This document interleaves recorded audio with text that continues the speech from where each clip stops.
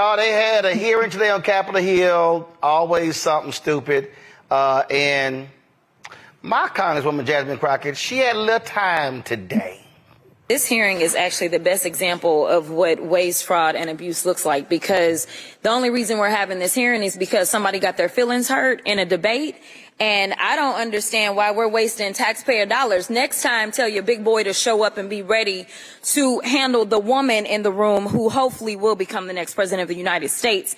Nevertheless, while we do have two amazing authors from Project 2025, which it seems like everybody got the memo, like, yes, I'm going to double down and say it's my thing, but I'm going to make sure I also say that it ain't our homeboys thing, because we know that it doesn't poll very well with the American people, because the American people are woke enough to recognize that there is nothing good in it for them. So with that being said, Ms. Perryman, I'm just curious, and this is yes or no.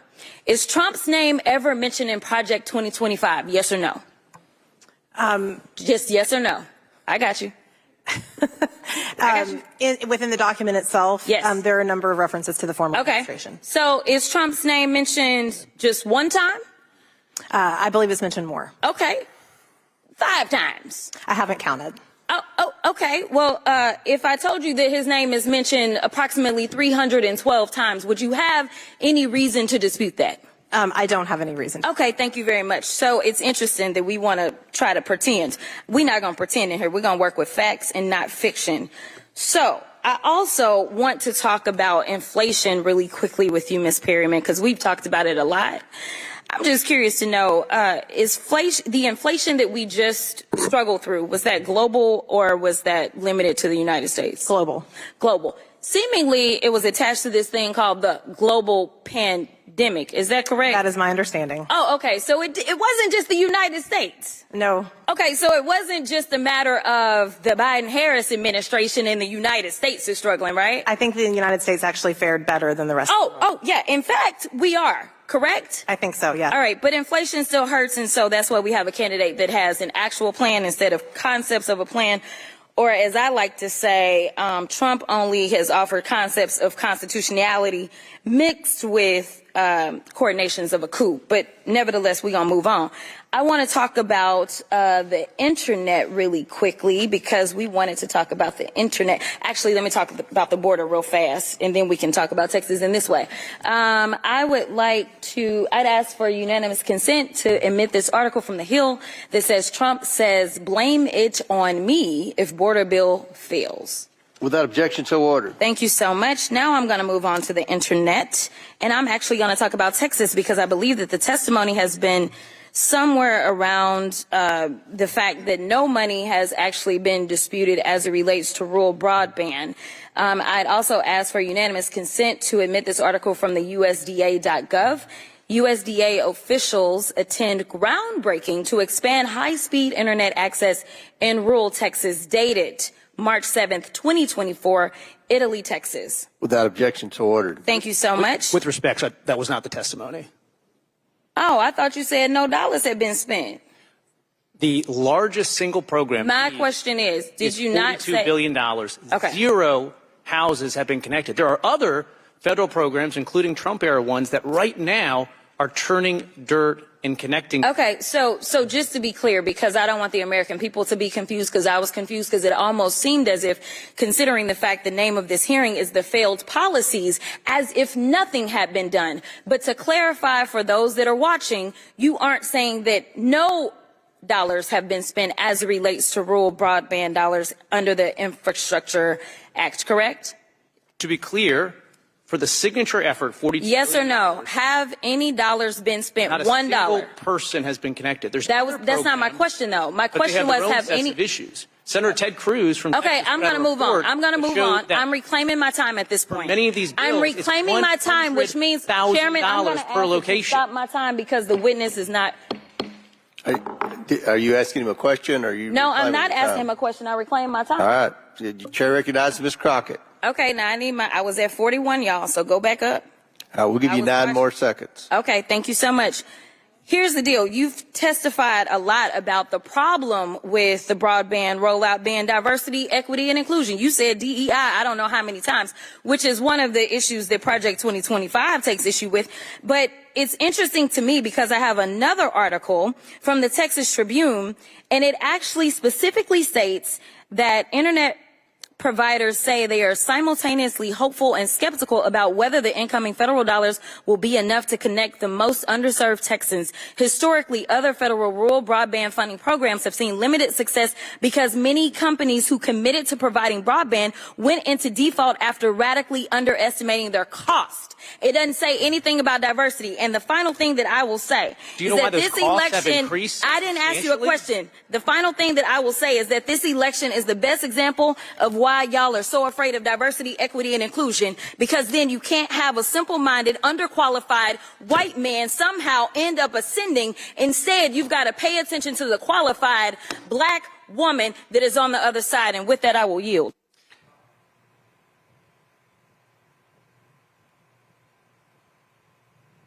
Reese? I just love Jasmine Kick-Ass Crockett. Man, she just take it to him every time, and she has the receipts, the invoices, all of that. And she's a boss, and I love her authenticity, and I love her command of the facts, because a lot of times people see the presentation and they see the sass, and she got a little slang that she talks, and they don't really recognize that she knows exactly what the hell that she's talking about. She already know the answer before she asks you the question, and she's paying attention. And so that white man thought he was going to outwit and outsmart and out talk her. And he learned today, ain't gonna happen. So I love that. And the reality is that the numbers really drive the point home. I didn't even search how many times Trump appears in Project 2025, but over 300 mentions of Donald Trump's name specifically. And then they want to sit up there and act like, who? Donald Trump? Who? Donald Trump had nothing to do with that. We are not buying it. We're not buying it at all. And I really don't even like the idea that Donald Trump has concepts of a plan when he clearly has a 920-something page roadmap blueprint of a plan. And that doesn't even count the thousands of appointees that he wants to install over civil workers and the judges that he's going to get a list from the Federalist Society and all kinds of people. So I think he has much more than concepts of a plan, but he wants to try to make it seem like he's yielding. And oh no, he's lying. I mean, we all know he's lying in the role he's playing. Now, there was another member of Congress who lit this Project 2025 author up over the issue of Haiti. I want to get that in. Pull this up, y'all. First of all, before we go there, Unite for America. We're a little more than 10 minutes away. Pull it up. We're a little more than 10 minutes away. We're going to go live to it as soon as it starts. But I want to play this before we do. Go. Good morning. Mr. Kerkorian, you're an advisory board member for Project 2025, correct? Yes or no? Yes. Mr. Kerkorian, in addition to being a Project 2025 board member, you also run the Center for Immigration Studies. You've done that for decades, where you spread and disseminated writings of people like Kevin McDonald, John Friend, and Jared Taylor, correct? We used to have an email service that distributed links to their writings. That's right. And the New York Times and all kinds of other. Correct. And yes, I know that you're aware that you spread the writings of these three along with others, but these three are egregious examples. McDonald is the editor of a white nationalist journal. Your organization, as you said, disseminated his writings. He blamed Jewish people for the deaths of millions of people in the 20th century. John Friend, who you just said you disseminated his writings, is an infamous Holocaust denier. You spread his writings. Jared Taylor stated, quote, and I quote, this horrible quote, that when black people are left on their own, civilization disappears, end quote. That's what he said. You, a Project 2025. We distributed only. You only distributed. Correct. I understand. I'm reclaiming my time, Mr. Chairman. Correct. You only disseminated writings from multiple white nationalists. Reclaiming my time. I'm going to ask you a question, sir. I'm going to ask you the next question. About immigration. Reclaiming my time, Mr. Chairman. I'd like that time back. So you, a Project 2025 board member, you're stating you did not disseminate, for example, Mr. Taylor, Mr. McDonald, or Mr. Friend's specific quotes here, but you just continuously disseminated these white nationalists' writing. One time is a problem When you do it over and over and over again, it's a pattern. But I'll stop asking about the things that you and your organization disseminated. I'll ask you, Mr. Kerkorian, and I know you're a Project 2025 board member, your recent quote from a few years ago where you said, quote, Haiti is so screwed up because it wasn't colonized long enough, end quote. Is that correct? Did you say that? I'm happy to talk about that all you want. You did say it. That's I wrote right. It, yes. You said that. Haiti was colonized as a slave plantation colony. The French colonized Haiti so that slaves would work on plantations. The end of colonization in Haiti was so that the people there would no longer be slaves. So what you're saying, and I read your quote, and anybody watching this online should go read it.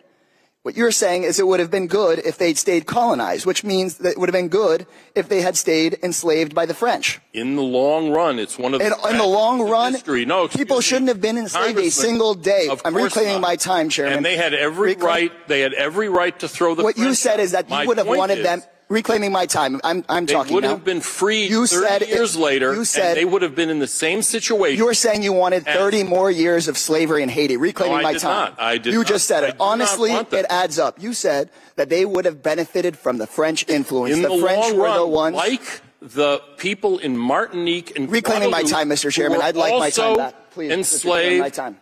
This is my time, Mr. Kerkorian. They are much better off. Honestly, now this all starts was. to add up. This all starts to add up. You continue to do this, disseminate writings of white nationalists, try to rationalize, for example, Haiti being colonized for 30 more years. You're a Project 2025 board member. In Project 2025, I couldn't figure out why on page 583 it advocates for not allowing racial disparity or gender disparity to be considered discrimination legally anymore. In Project 2025, it eliminates a 50-year-old executive order that prohibits discrimination in federal jobs. On page 586, Project 2025 advocates for Donald Trump to allow businesses to discriminate based on religious beliefs. Before today, I couldn't understand why Trump's Project 2025 could advocate for ending civil rights protections. Why would Trump's Project 2025, I know there's crazy stuff in here, but I couldn't get why it would advocate for ending protections against discrimination. But now I understand. We have. Well, hot damn, Greg. Well, and that was Greg Caesar, a Democratic congressman from Texas out of Austin. Go ahead. No. Yeah. I mean, I finally got my hand on a physical copy of Project 2025. Yeah, I've been stalking one. I finally got my hands on one. Couldn't get one down at the Heritage Foundation. And, I did go down there looking for it. But, this is completely logical. We have to remember that the white supremacist who runs this project, who runs that foundation, Kevin Roberts, is Dr. Kevin Roberts. 21 years ago, he wrote his dissertation at the University of Texas on slaves and slavery in Louisiana, the evolution of Atlantic world identity, 1791 to 1831. If those dates sound familiar, 1791 was the date of the beginning of the Haitian Revolution. 1831 was the Nat Turner Rebellion in Virginia. Dr. Kevin Roberts, the captain of the Project 2025 flagship, would say, and I read his dissertation, he's arguing, among other things, that assimilation into the American culture is what improved people of African descent, but ultimately it was the their failure to kind of meld together that led to the problem. The logic that what he's saying about in Haiti, when you read scholars in Haiti, and scholars on the Haitian Revolution. After Toussaint Louverture, you had Jean-Jacques Dessalines and then Henri Christophe. Christophe becomes a king in Haiti. They had challenges in state formation. These white nationalists, and this is where it's very clear, these white nationalists believe that the problems that Haiti had in the early days after the putting out the French, the English, and the Spanish, the problems they had were because somehow black people are inferior, genetically inferior. We eat cats and dogs and things like that, and we're not qualified to be the president of the United States, all those kind of things. But what the historians will tell you is the problems Haiti had were because every other country in the hemisphere, terrified that the rest of us were going to turn up and tear the place up, excluded Haiti from any form of trade. The United States didn't recognize Haiti until 1863. Y'all friend Abraham Lincoln, all of you crying crocodile tears over the great emancipator, who wanted, by the way, to send black people out of the country, and Haiti was one of the places they considered during the Lincoln administration. My point is that what these white nationalists always do is exclude the hand of white nationalism and global white supremacy whenever factoring in the challenges African people have had. This is so on brand, it should come as no surprise. That is how they think. So the only way you can deal with them is not to argue with them, because Kevin Roberts, quite frankly, knows more about the Haitian Revolution than most of the people who would claim they know something about the Haitian Revolution. The way you deal with them is to break their effing backs. You have to break them politically. You have to break them socially. You have to break them economically with your dollars. You're not going to argue with them on any common basis of logic, because if you don't understand white supremacy, everything else you think you understand will only confuse you. Lauren, I got about 90 seconds or 2 minutes. Go. Yeah, I mean, everything Dr. Carr said, everything with them leads back to some sort of argument that they're superior. I remember when the bell curve came out. It's the same thing. Project 2025 is the same thing. They're just always wanting to say that they're superior. And, to Greg's point, winning these elections is what stops that forward progress on these policies. And I guess tonight in a few minutes we'll see more discussion, Joe Taka and the gang, with regard to the next hour with the vice president and friends. So it's an amazing thing to watch a major political party implode into this, into hatred of other people and really into racism. Here's a 78-year-old billionaire who has not stopped whining about his problems. Oh, she had a big crowd. Oh, the crowd. This weird obsession with crowd sizes. It just goes on and on and on.